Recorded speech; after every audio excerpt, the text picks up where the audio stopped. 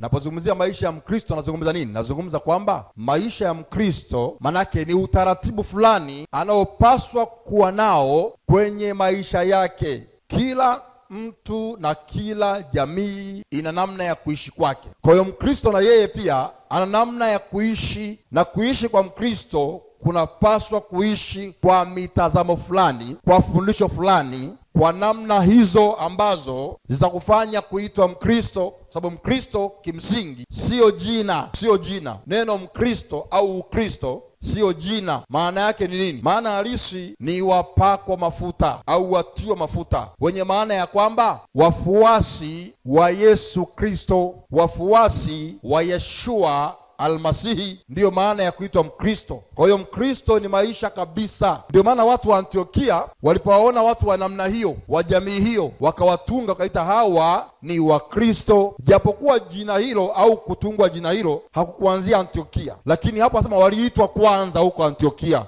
Wakristo. Lakini Yesu mwenyewe kwenye ile Marko 9:41 aliwaambia wanafunzi wake, akawaambia, mtu akiwapa ingawa kikombe cha maji, kwa kuwa ninyi ni watu wa Kristo. Unaona, hata kwa sasa nini thawabu yake, kwa sababu kwani ninyi ni watu wa Kristo. Kwa hiyo hawakuanza wa Antiokia, alianza Yesu mwenyewe kusema wafuasi wake ni nani? Wa Kristo. Maana yake watu wa Kristo ni wafuasi wake.